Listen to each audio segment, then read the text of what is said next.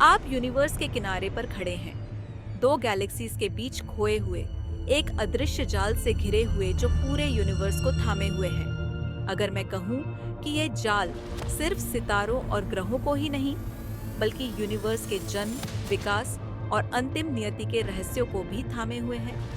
और ट्विस्ट ये है, ये रहस्य ब्लैक होल्स से लेकर पैरेलल यूनिवर्सेस तक जाते हैं। अंत तक बने रहिए, क्योंकि जवाब आपके होश उड़ा देंगे। यूनिवर्स की विशालता में जहां गैलेक्सीज तैरती हैं, वहां एक अदृश्य लेकिन महत्वपूर्ण संरचना मौजूद है, कॉस्मिक वेब। ये जटिल जाल, जिसे स्पेस टाइम कहते हैं, सिर्फ यूनिवर्स का मंच नहीं है। ये वही ताना बाना है जो सब कुछ नियंत्रित करता है, चलाता है और विकसित करता है। लेकिन ये आखिर है क्या? स्पेस टाइम को एक लचीले जाल की तरह सोचिए। कल्पना कीजिए कि आपने एक खींचे हुए ट्रैम्पोलिन पर एक मार्बल फेंकी।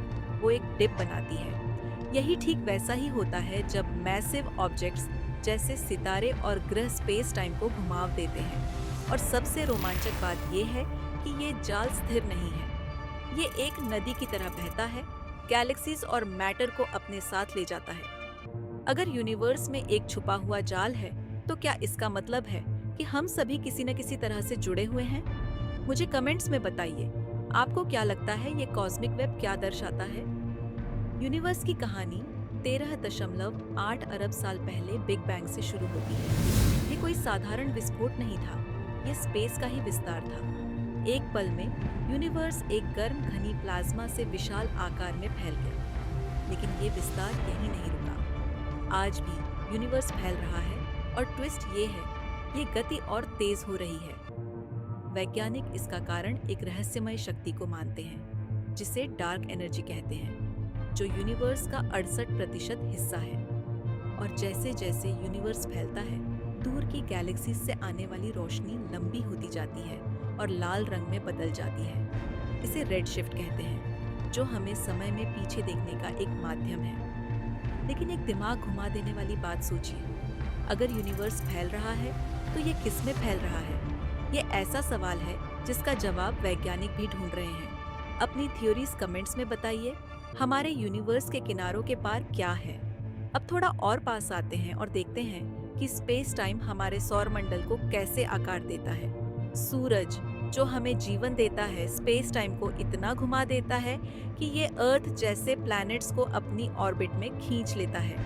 ये विकृति इतनी सटीक है कि ये हमारे ग्रह को जीवन के लिए सही दूरी पर रखती है। लेकिन और भी बहुत कुछ है। स्पेस टाइम ही टाइड्स का कारण बताता है, जो मून के ग्रेविटेशनल फोर्स से होता है। यहाँ तक कि अर्थ का रोटेशन भी स्पेस टाइम को थोड़ा मोड़ता है, जिसे फ्रेम ड्रैगिंग कहते हैं। ये स्मॉल इम्पैक्ट्स दिखाते हैं कि ये कॉस्मिक वेब हमारे रोजमर्रा के जीवन को कैसे इम्पैक्ट करता है। सभी स्टार्स सन की तरह शांतिपूर्वक अंत नहीं पाते। विशाल स्टार्स अपने जीवन का नाटकीय अंत करते हैं, जो न्यूट्रॉन स्टार या ब्लैक होल बनते हैं। जब कोई स्टार सन से कई गुना बड़ा अपना फ्यूल समाप्त कर लेता है, तो उसका कोर ढह जाता है, जिससे एक सुपरनोवा उत्पन्न होता है। एक ऐसा ब्लास्ट जो पूरी गैलेक्सी से भी ज्यादा चमक सकता है। इमेजिन कीजिए कि आपने रात के आसमान में एक सुपरनोवा देखा, एक तेज चमक जो हफ्तों तक बनी रहती है। आपकी पहली प्रतिक्रिया क्या होगी? हमें कमेंट्स में बताइए। लेकिन कहानी यहीं खत्म नहीं होती। कोलैप्स्ड कोर एक न्यूट्रॉन स्टार बना सकता है, जो सिर्फ 20 किलोमीटर के घेरे में सन से 2 गुना अधिक मास रखता है। और अगर स्टार और भी बड़ा हो, तो यह एक ब्लैक होल बनता है, एक ऐसा क्षेत्र जहां स्पेस टाइम इतना घुमा हुआ है कि लाइट भी इससे बाहर नहीं निकल सकती। ब्लैक होल्स स्पेस टाइम के सबसे बड़े डिस्टॉर्टर हैं।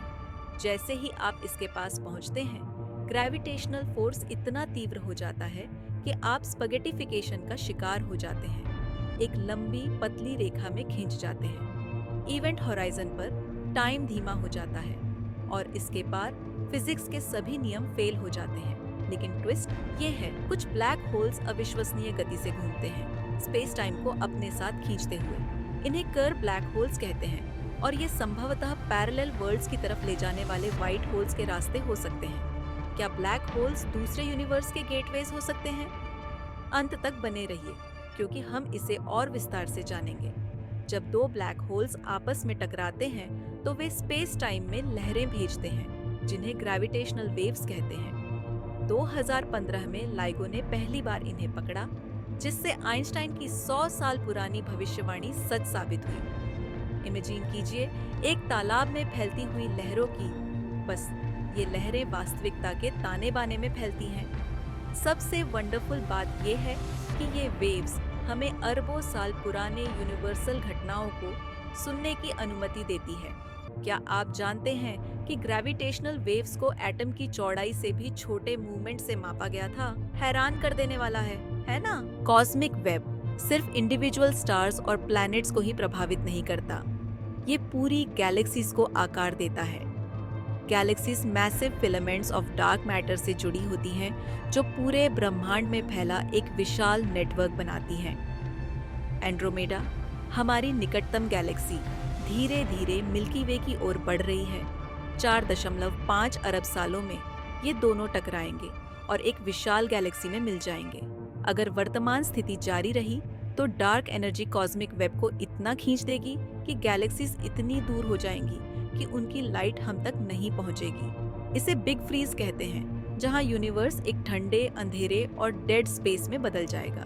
लेकिन सभी थ्योरीज इतनी निराशाजनक नहीं हैं। कुछ का मानना है कि यूनिवर्स फिर से सिमट सकता है, जिसे बिग क्रंच कहते हैं, या क्वांटम फ्लक्चुएशंस एक नया बिग बैंग शुरू कर सकती हैं। जो भी हो, एक बात साफ है, यूनिवर्स की कहानी अब भी खत्म नहीं हुई है। कॉस्मिक वेब से लेकर ब्लैक होल्स और ग्रेविटेशनल वेव्स तक हमने अनकवर किया कि हमारे यूनिवर्स को क्या आकार देता है, लेकिन जर्नी यहीं खत्म नहीं होती। क्या आप जानते हैं कि यूनिवर्स की अपनी एक आवाज है? हाँ, ग्रेविटेशनल वेव्स और लाइट इकोस हमें यूनिवर्स को सुनने की अनुमति देते हैं। क्यूरियस? क्लिक करो हमारी अगली वीडियो पर can we hear the sounds of the universe और खुद सुनो यूनिवर्स की आवाज।